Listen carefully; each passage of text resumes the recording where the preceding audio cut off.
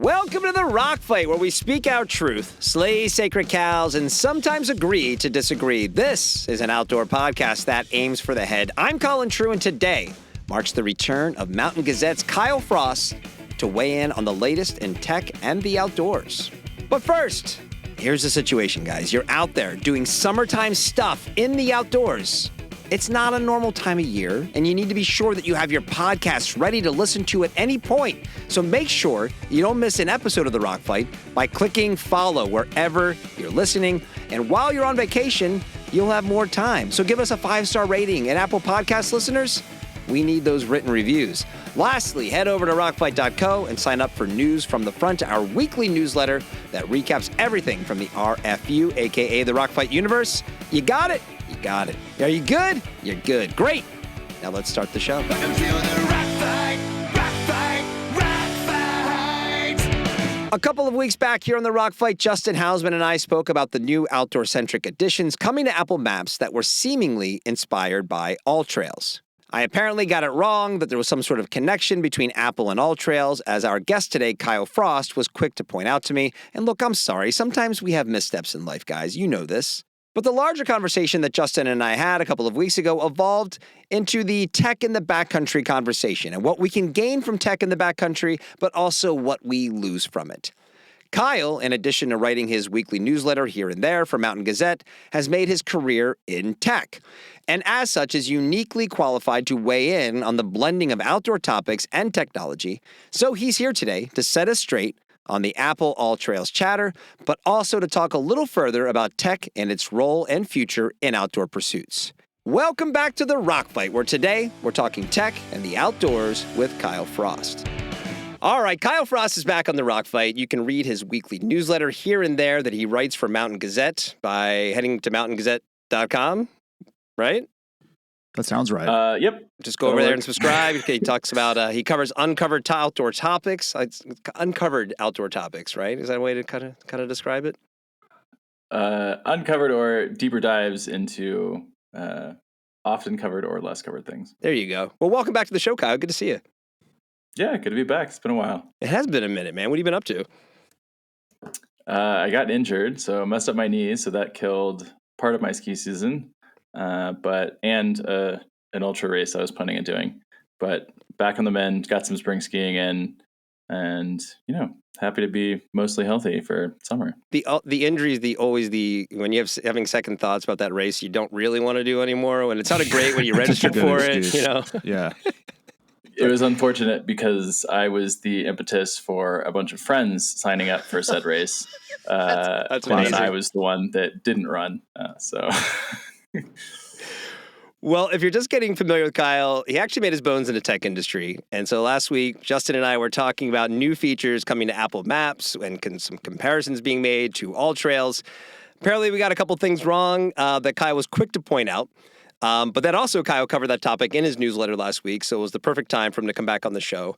So let's just start kind of with the broad topic at large, right? So apparently I got it wrong in what I was saying when we were talking about this last week when we introduced the topic of there's no formal relationship between Apple and AllTrails. Well, I tried to point that out, by the way. You did. You did. I said I don't believe there is, and you insisted that there was. So look, if you go back and look at the coverage, they're using you so close to each other. I'm like, oh, clearly there's something going on here. But okay, I was wrong. Fully admit it. All right. But Kyle, you've gone deep on this topic since then in your newsletter. Can you just give us an accurate rundown for what Apple is doing and why AllTrails is being mentioned so much as a result? Yeah. So at WWDC, they announced that they're adding trail routes, elevation profiles, and offline maps for 63 national park units in the U.S. So this is Apple integrating actual trail routes for national parks. So this isn't just trailheads. This is like the whole GPX track for, whatever it is, Vernal Falls Loop or, whatever it happens to be. And the main reason that AllTrails comes up is because that AllTrails was app of the year for like the Apple App Store in 2023. They've done a ton of incredible work recently on the design side. It's an incredibly well-designed app. It's obviously one of the top apps, or I think it is the top app as far as usage and income wise in the space, at least in North America. And so it was an interesting juxtaposition that so closely after it being app of the year, Apple has invested some level of resources into a similar feature set directly into Apple Maps. And there's a lot of stuff that comes off of that. But who decides it's app of the year? Is that something Apple decides? Is that some sort of third party? That's an internal Apple. Yeah, that's an internal Apple thing. So they just happened to announce that right after the app of the year, they were going to kind of do some stuff that seems like what the app of the year was doing. Again, like we have no idea of like the cycle. I mean, software cycles can be, totally. This could have been in the works for a long time, a short amount of time. Maybe they announced that All Trails is going to be app of the year just to like gin up some interest in their Apple Trails thing, or whatever it's going to be called. Oh man, have you guys heard of those? Doesn't that seem guys? weird? I mean, All Trails is cool, but it's a bit weird that that's the app of the year. I mean, I don't even have that app on my phone. I use it sometimes. I mean, it's an incredible. I mean, they've done an incredible job. Like it is. I worked in the space many years previously doing an app that was essentially a competitor to All Trails or something like that. But we always had a very small tech team. For a little while, like we were able to compete at the very beginning when we had just like really good photos and kind of focused on higher quality content. All Trails has raised a shit ton of money, and very quickly caught up, and I would say in the last year or two has really put the foot on the gas as far as user acquisition and experience goes. So for me, coming from a design background, and that is what I do on a daily basis, like subjectively, they have a very good app. The history of Apple Maps is not great, right? I mean, is there something to be said for how everybody hates Apple Maps? And will this actually make any real difference before we even get into the other part of the conversation? Yeah, no, absolutely. That's definitely part of the conversation. I posted kind of a tongue-in-cheek thing on Threads that got some ungodly number of views because it happened to be timely. Pointing out the comparison here. And a lot of people pointed out that, like, hey, I don't use Apple Maps to begin with. I don't trust Apple Maps. Why would I trust it for my trail routes? And so that's an obvious hurdle on the Apple side for integrating that kind of feature and expecting it to be used. But I also think that it is a leading indicator anytime that you see a platform like Apple or Google or something like that start to integrate more things that we consider more niche features into a core feature set. So Apple either there's a couple of explanations for why they might be doing this, but they see All Trails, they see the growth of outdoor recreation and hiking and that kind of stuff, like starting to reach a critical mass where this is a valuable thing to be built into the operating system.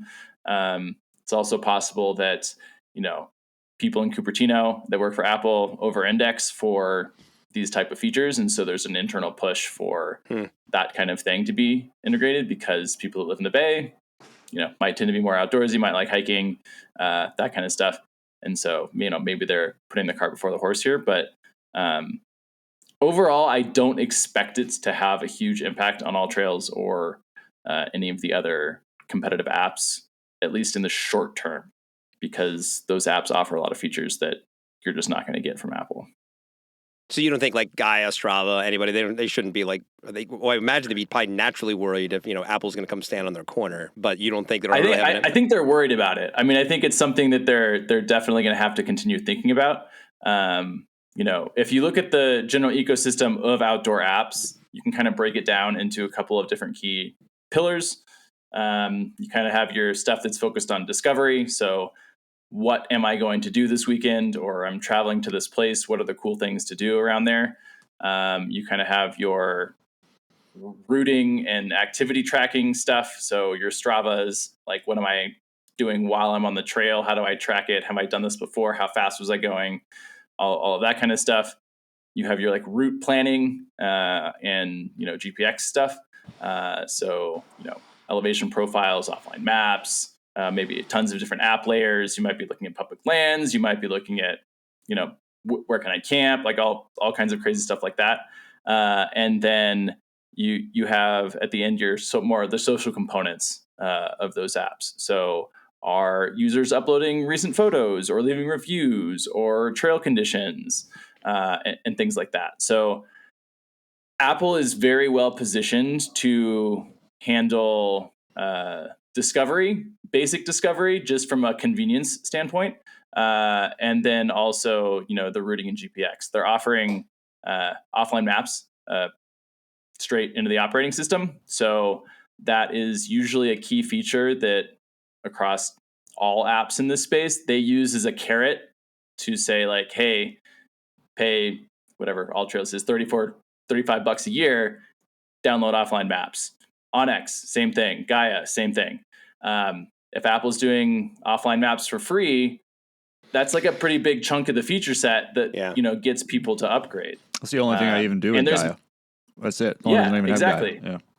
And there's millions of people that have Apple Watches that this is like Apple doesn't have anything that works great for trails right now. If this works great with Apple Watch, that's just a convenient cost analysis there, where if the only thing I'm using is offline maps, then sure, I'll just stick it on my watch and use Apple instead of paying for Gaia. Where does outside? If Apple's when Apple decides, okay, we're gonna have sort of some level of complicated mapping abilities, do they have to basically create that themselves? Can they take stuff from apps in their ecosystem? Can they just take like AllTrails trail data, or are they using the same thing that AllTrails or Gaia would be to build their mapping?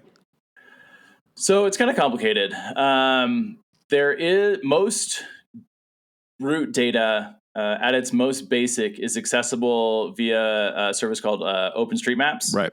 So you can go there. There's an API. You can pull data points and roads and trails and biking routes and all kinds of stuff that's all open source.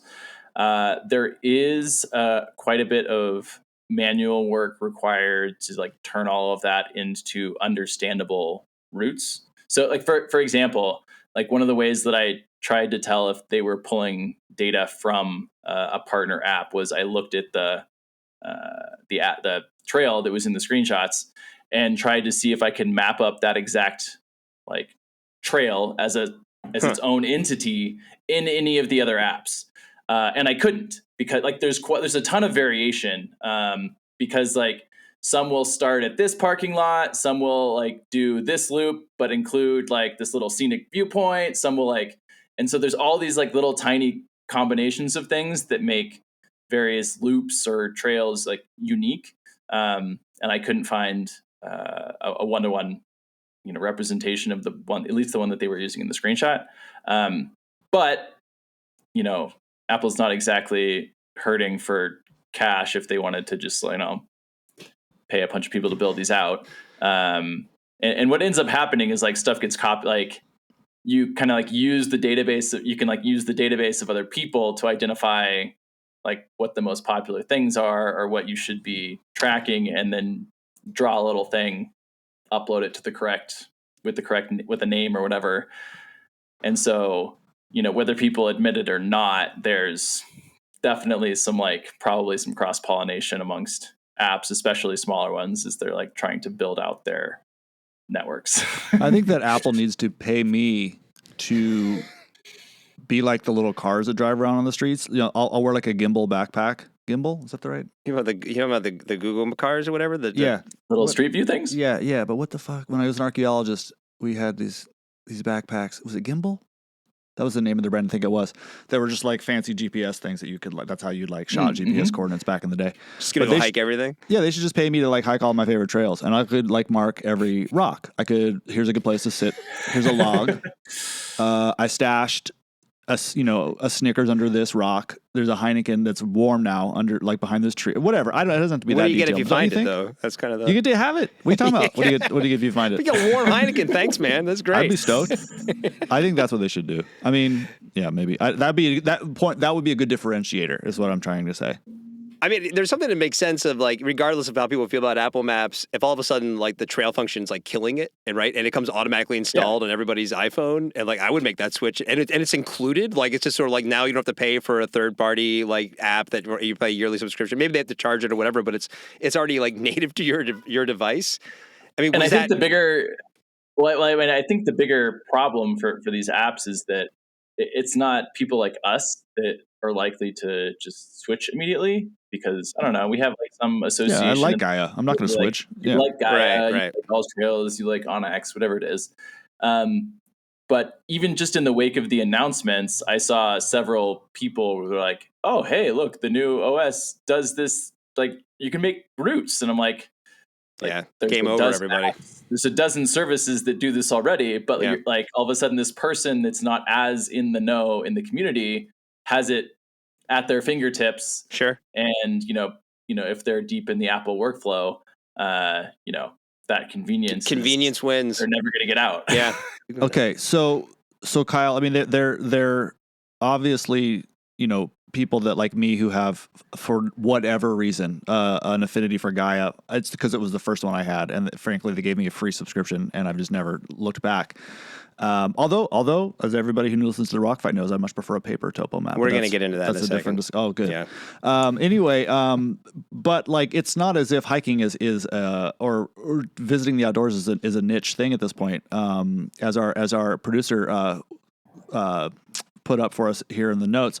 325 million people visit national parks each year, which is, as far as I can tell, all of them are in Yosemite when I'm there. But that's a lot, and 800 million to state parks, which is wild. That's mind blowing. I mean, I guess often it makes a lot of sense. state parks are very small. You don't need a map for many state parks. I mean, but still, I mean, this is a gigantic 325 million. I mean, That's the population insane. of the country, right? I was just going to say that's basically every American.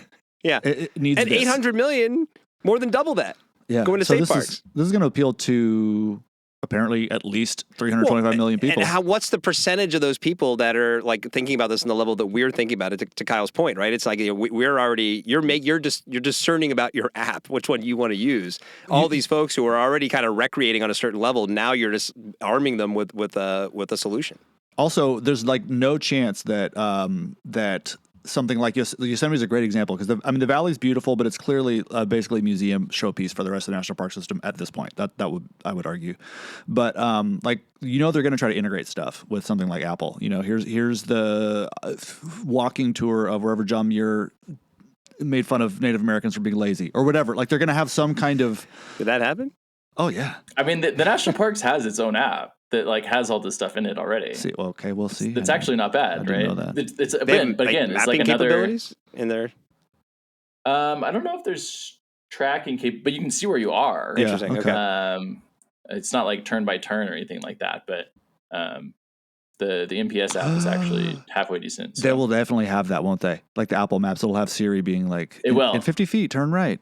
No, not that, right? It will. Oh, that's going to be impossible on trails. It's gonna be impossible, but also, I mean, I think like what a lot of people actually use maps for on trails, especially with complicated trail systems, is mostly like, did I take the right? Where am I? Yeah. Did I take the right junction? Yeah. Like, Yeah. Where am I right now? Less turn by turn. Like, I mean, that's what I mostly use maps for. Is like I have a plan ahead of time and I know where I'm going, but like at some point I'm like, oh, this feels odd. Like, am I where I think I am? Did I miss a turn at some point? Well, and this is kind of where our conversation then evolved last week, right? It's that sort of like place for tech in the backcountry discussion. Justin has sort of embraced his role as king of the outdoor Luddites. I tend to fall. What do you mean? You? I don't know. I like my Wi-Fi You in the want to replay backcountry. the episode right now? All right, fine. I don't like being painted with such a broad brush. I'm a Luddite about some things. You love to describe yourself as a Luddite. He also said that he'd watch Netflix on top of a mountain. So. See? Exactly. All right, that's fair. It was a Dodgers game, but you're right. He did say whatever it was. Yeah. But I mean, like as someone though, like you're much closer to tech than we are, right? And this has been your career for a long time. What excites you about tech in the outdoors, and like what sort of worries you about tech in the outdoors? That's like, where is there a line? Is it just truly an individual thing? Like, where do you fall on this? I mean, I think it to some extent it's an individual thing, and I think the biggest problems are obviously, what the carrying capacity of these places is, and how much are we enabled. Like, at what point are we enabling people that are not necessarily prepared to be out there or overflowing, making places more discoverable? But then you get into a whole conversation about gatekeeping and about, whether people who has the right to have access. That's in quotes. And, I don't think I'm in a position to answer that question. But, if things are on, Apple Maps or things like that, and, you're adding 100 million more people that might be aware of these things, like, the problem is less that technology has a way for me to be on trail, and more that more people are out there.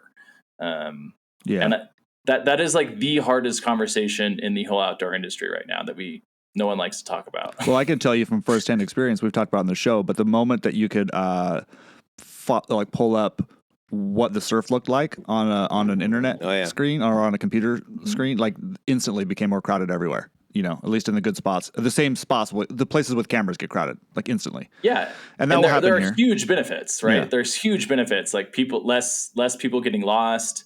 If Apple has the satellite messaging, that's amazing for rescue operations and stuff like that for the people that do get lost. Like, I don't care. Like, I don't carry paper maps ever anymore. Like, I have my GPS on my phone, and I'm rarely gone long enough where I need, more than that. Yeah. And, that's kind of hard to beat, but, more people, more problems. Yeah. I mean, it is very complicated, and I don't mind having this conversation. You don't have to if you don't want to, but, I use All Trails in the discovery phase that you talked about, because it's the only thing I know of other than individual forums about specific places where you can get a trip report, this time of year I'm going, okay, what trails are open in Yosemite? What are still snowed in? What's the weather looking like in the Trinities? That sort of stuff. And there are Facebook groups for those, and they're fine. But if someone doesn't, it's kind of a crapshoot whether or not anyone's been there. But with All Trails, it's the same deal, I guess. But I can be like, okay, what's this particular trailhead like right now? And someone's probably been there 3 days ago, and it's fantastic. Or even last year at this month, and you can kind of get an idea. And I use it for that, but I also kind of don't love that it exists. I can Google what are the best hikes in this particular corner of this particular national park, even if they're super remote. And like, boom, All Trails has like all of them and pictures of them and all this sort of stuff. And it's just like, shit, you used to have to like work to find that. So I'm a little bit that's bummed. That's an internet problem. Totally. Yeah. I mean, what do you do about it? Like, you can't have someone like me going website to website going, no. I mean, as egotistical as I am, I still don't think that's a good idea. So, well, isn't some part of the mission to get more people outside too, right? I mean, and I understand this always this is where I bristle sometimes on the overcrowding thing as well, because it's like, I'm not saying there aren't problems that come from this. Your point about, we talked about it with the Surfline cameras, like, it's a good one. Because, places where, are now, where there are people out there who shouldn't be out there, especially like Ocean Beach and places like that. That's the point you've made on that, right? And right. But if we want to celebrate like whatever it is, the Scottish doctor who's prescribing mountain biking for people as like, or whatever the story, pick the anecdote of like, getting people outside is healthier and ultimately we think will lead to a better world. Well, then we also can't say, well, you can't go there, or you can't have access to that, right? No one's saying that. Nobody's saying that. I'm just pointing out that you can't. You're getting defensive. I am, because it's hard. Because nobody wants to be called a gatekeeper, and I'm not gatekeeping. I'm just like pointing out that like same reason I like using a paper map. There's something to me worthwhile about it. Like it's a challenge. I have to like sit down and like try and exercise my quickly fading orienteering skills to figure out where I am on a map versus just pulling up Gaia. And like, I have a more deep experience doing that, but of course that's rare. Not most people don't. Is this a generational thing where it's like, well, you should learn how to, drive a stick shift, even if there are no more stick shifts. I'm sure right? that it is. It's but like that also doesn't make it wrong, but I'm sure that it is. But it also, there's a layer of complexity that we're removing. Well, one of your favorite stories is your first backpacking trip, right? And your kit you took on your first backpacking kit. Yeah. And it's like, but is this just the modern equivalent of like the rules you have to learn and the way you have to learn how to engage with nature? Like, I bristle at the rules thing. I'm just saying I think that there is an argument to be made for a different kind of enjoyment that isn't based on someone telling you the answer constantly. That's it. That's all. I think that's fair. I mean, Don't that's roll over, it tech just, guy. Come on, tell it's just tell that simple. technology's And the answer. I would never tell somebody they shouldn't. I mean, that's just how I think. That's just, my thought. Hey everyone, before we keep going, I need to tell you about our new teammates at Darby Communications. If you run an outdoor, endurance, or active lifestyle brand, there is no better PR and digital marketing belay partner or beer drinking buddy than Darby. They can help your business reach new heights, and they might just keep you from falling on your ass. Since starting to work with Darby, more and more people have reached out to us here at Rockfight because of that messaging that they've done for us. And look, guys, if they can help us, they can help anyone.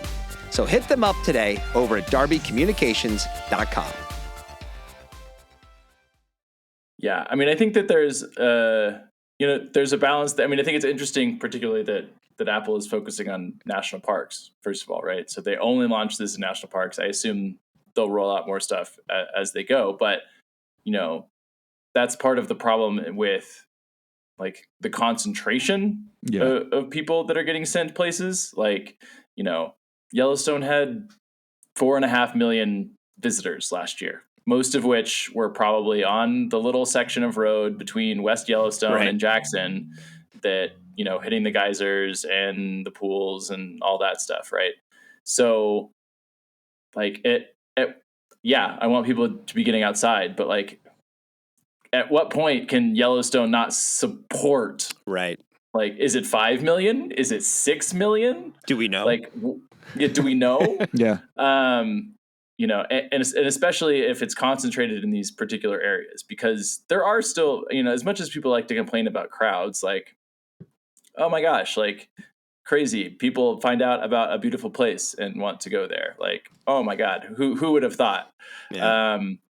But there are other options. Like there are places in Colorado that aren't 14ers where everyone's at. And, yes, there's more people outdoors than ever, but, Oh my God, I just had an idea for a really good app. Tell me what you guys think. So basically, it's like a reverse all trails or whatever you want to go with. Oh, I know exactly what this is going to be. And I thought do about, you? I thought Okay, about maybe doing this. because I was not. My thinking is like now I know where people aren't. Like everybody is it whatever. Now I know either whether it's a trail or even like a freaking section of Williamsburg. Like, oh, everybody from such and such a place is in such and such national park. That means I can get like a seat at any coffee shop I want in this neighborhood, or like now these restaurants are going to be open. I thought about two versions of this. One of which was to make the paid version of the app actually reveal the more popular, like hide some of the popular places, and you have to pay to see everything. The other alternative to that was make the sorting algorithm, anytime you searched, emphasize less visited places. You would need the level of interaction that AllTrail has in order for this to actually work, because AllTrails actually has the data on when people are hiking stuff and how many, and like Strava has similar capabilities. I don't think most other apps really have like Gaia. There's just not enough people sharing shit on Gaia, like, or on X or things like that for it to really work. But the problem with that is that one, eventually it'll switch, of course, back the other direction. Right. Yeah. And two, it's purely the economic aspect. If people aren't seeing things that they recognize and like, even if they're reasonably equally as beautiful and yada yada, like they won't use the app, right? And they won't pay for it. And so they'll go to an app that does show them the most beautiful and the most popular places because they're beautiful and popular. Right. I like your idea though, Justin, about bringing it like back from the outdoors to like city stuff. Right? Oh, this is where you want to go eat. Like everybody's at this park over here. You want to go out to this coffee shop. Everybody in San Francisco is always excited during Burning Man week because like that city just empties out. Like there's no traffic. Like you can go to whatever restaurant or bar you want to, and there's like nobody there. I have another idea for not an app itself, but within the app, and maybe you guys can tell me if this is a good idea or not. So the other day, I was on a bike ride, and it is a unsanctioned trail, and I'd only been there once, and I couldn't quite remember where the trailhead was. It's hidden, right? I guarantee Strava. If I had Strava, which I don't pay for anymore, I could just look at a heat map and it would be there. I mean, people can't resist fucking doing that, even though it's an unsanctioned trail that's supposed to be hidden. But that's a different story. What's the difference between unsanctioned and just unsanctioned is a trail that people built without that's just not the governing authority built. Yeah. Poaching would be like, this is a hikers only trail. So these are trails that like are only really there for mountain bikes. Anyway, I found it, so fine. But I was tempted for a split. Part of my brain was like, oh, you've used heat maps on Strava. Like part of me was like, pull it out. Like I don't have that, but had I had it, I would have used it. What if this might alleviate a lot of my concern? What if we could bake something into these apps that like after you've hiked a certain amount of hikes, it starts to go, okay, this point, this person's probably forming opinions about like, this is too crowded, this isn't. I kind of want to find it on my own. Maybe I don't. And like, it's almost like a governor where it's like, okay, are you, or something where like a little screen pops up. It's like, are you sure? Like, are you sure that you want to know this? Like, so it's measuring your behavior, of like blah, how blah, you blah. Yeah, or something like find me this trail. I can't find this like trail that's illegal or whatever. And it's like, all right, sure. Maybe the app is like, are you sure you don't want to just figure this out yourself? Like, do you want me to do this for you? And then you could kind of think about it, and you could be like, okay, fine. Good point, app. I should figure this out on my own. I've relied on you too much. I like this idea. I mean, it's an interesting experiment. I don't think it would work. Don't patronize them. Is it good or bad? Oh, it's a great idea.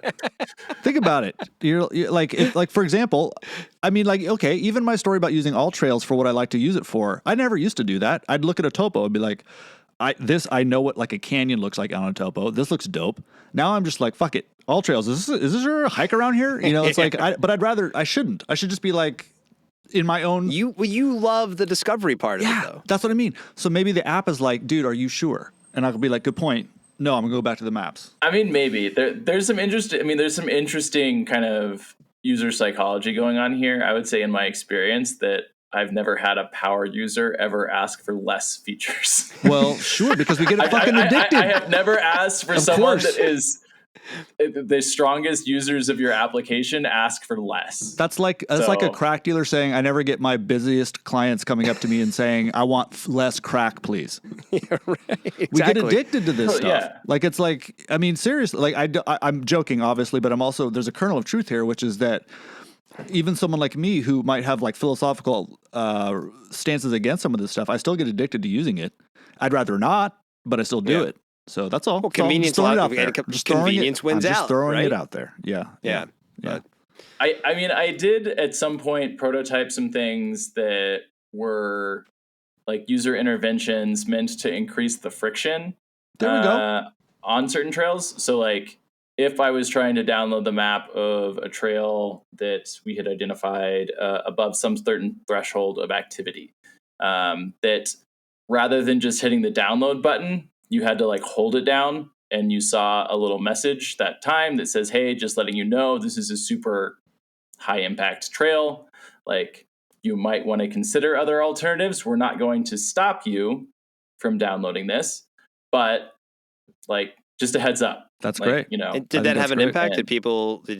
Never built it. This was just purely. This never made it past the experiment. I would imagine that because if enough folks who do the things that we do care enough, right? I mean, you think at some point that would definitely flip towards positivity, right? It'd be like, there would be a second thought. I mean, enough people who have that second thought, be like, okay, I'll go over here today instead. Especially people who know the area. I would imagine that would have an impact. And it's the same with like reveal. I mean, I think part of this experimentation came out of like the never-ending conversation about geotags, which is the most tired conversation in the whole outdoor industry. Where like, yeah, okay, let's say, I mean, I don't. Focusing on geotags is the wrong conversation in my opinion. But let's just say that instead of an exact location, that that same intervention had to happen for you to like reveal the location of something. But at the end of the day, I mean, these locations are out there. You can't blame the apps. You can't blame the bloggers. Like, I don't know, bring in friggin' Utah spending millions of dollars a year to drive people to Moab, like running ad campaigns and, out of home and all of that kind of stuff. Like it's focusing on those little, like the geotags, which happens, I don't know, comes up every 6 months or so. I feel like some influential photographer or something is like, oh no, geotags. Justin, did you geotag your Heineken that you left out there? I wish. I don't even like Heineken. I don't know why I It's a threw random that choice. name out there. Now I'm kind of thinking that the easier way to solve all my existential problems with this would be to just, what if we just forgot that it didn't used to be this way? Or that what if we just forgot that, like, in the 60s, well, because so much of this, same thing with surfing, right? Like, there's a golden era of everything, right? And it's usually when nobody knew that it was a thing, right? And it's like the first people that figured it out was, oh, fuck, we can just like go backpack throughout like these beautiful places in the Sierra. There's nobody here. This is amazing. You know, like we can do whatever we want. And same thing with surfing, right? Like, there's like people figured it out. Oh, you can surf in California, and like in the 50s, you could surf any wave you wanted to. And there were 3 people, and you knew them all, you know, for the most part, other than like Malibu. But now there's just, how many millions of people in California? 38, 40, you know? And it's like, it's the same thing. I mean, the U.S. population is 330 million. I remember when it was 200 something, like when I was a kid, you know? So like at a certain point, it doesn't even matter. Like, there's just way more fucking people. And so you have people like me who are old enough to kind of remember when it wasn't, when you could kind of take your pick of what you wanted to do and you didn't have to worry about crowds, but that day is gone. So maybe we just forget that was ever like that. And if all you ever knew was like pulling up an app and being like, here's all the places you should go and why you should go there, then maybe then you don't have to worry about Are you saying you're old? Is that what I'm not saying what that. this is I no, not really. I mean, this is all so new, right? Like, I mean, Yeah, how yeah. old is Gaia? Like, I may have had that for 10 years, maybe, you know? Right. It's all still pretty new. So Yeah. anyway, that's all. And one thing we've kind of skirted around, and it's kind of the topic of the day. I mean, how does AI play in all this? I got to think it's going to have a role at some point if it doesn't already. I mean, I think the challenge becomes, how does, like, you know, if you're using, say, AI for these kind of like load balancing things or determining, you know, where crowds are going and that sort of stuff at a more algorithmic level, what inputs is it using to determine that, right? Because we can't make those decisions based on pure like traffic or you know, the number of people that are doing something. You know, I referenced Yellowstone as, you know, high impact places, and, you know, all those geothermal pools see millions of people a year, but they're also designed to handle really high volumes of people. Like, there's boardwalks, you know, you're not supposed to be on stuff. Like, the carrying capacity for those types of trails, although like it's insane, is going to be much different than, you know, what happened at whatever it was, the Dream, I don't know, that really emerald lake in the Tetons that kind of got discovered a couple years ago. It's a beautiful view. Like, right below the Teton was like a pseudo off trail, not official thing, blew up on Instagram, and then has kind of been used as the poster child of geotagging, of like, oh, I saw this picture of this lake and now I know where to cut off on the main trail to go to this lake. There's a conversation to be had there of like, you know, should the Park Service have realized this and intervened sooner and developed a trail that could support people? But like, that's a very different scenario than, you know, there's a million people going to see Old Faithful, right? That's designed, has a parking lot the size of Texas, like to support people sitting and walking on those boardwalks. So I don't know. I don't know what those inputs are, right? I don't know if we have the real access to those inputs for even an AI to make smart decisions about how, you know, that ranking or balancing and stuff would work. Well, that's not going to stop somebody from trying, though. That's for sure. No, definitely not. But I don't know. It's been so, the use of AI has been so poor thus far, because it just spits out like top 10 lists based on the million top 10 lists that, you know, bloggers have written about for, I mean, I wrote a whole article about SEO, how SEO works and that kind of thing, but it's all the same shit. And it's what AI is going to spit out now, because so many people have written top 10 articles, and All Trails has top 10s, and Gaia has top 10s, and Outside Magazine has top 10s.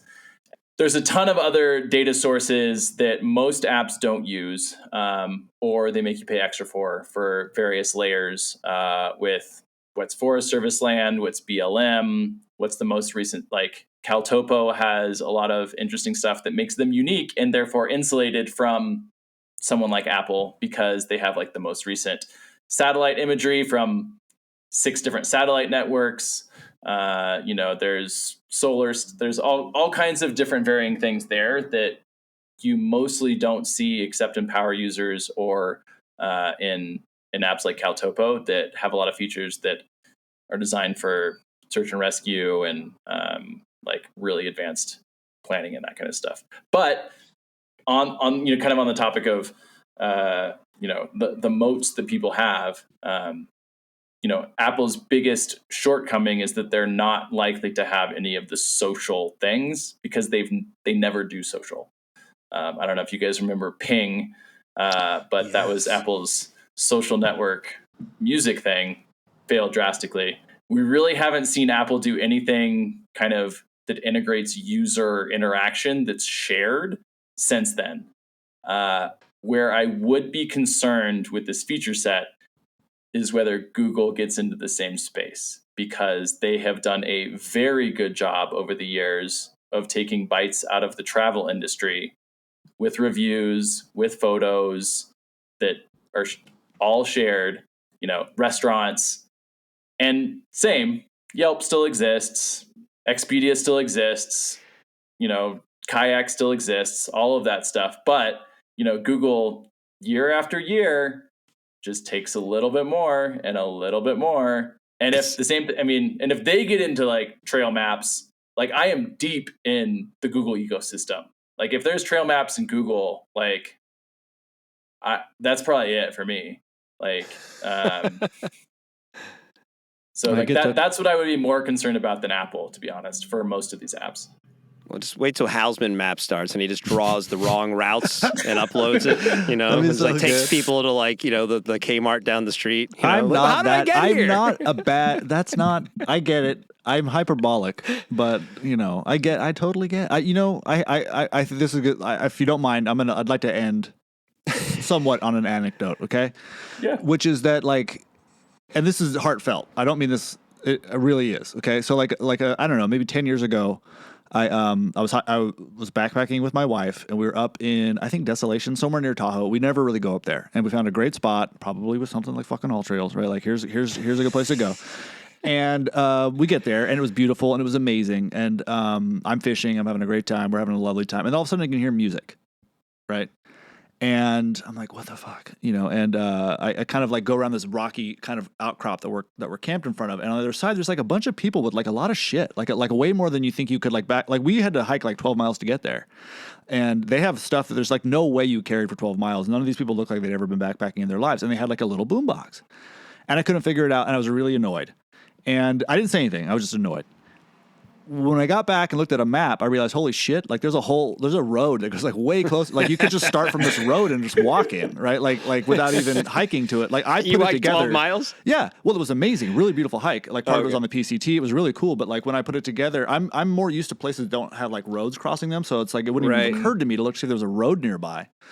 But like, that was indicative of two things. One, like, okay, I have a lot to learn about how maps work. But like, two, it's not up to me. Like after a while, I was like, you know what?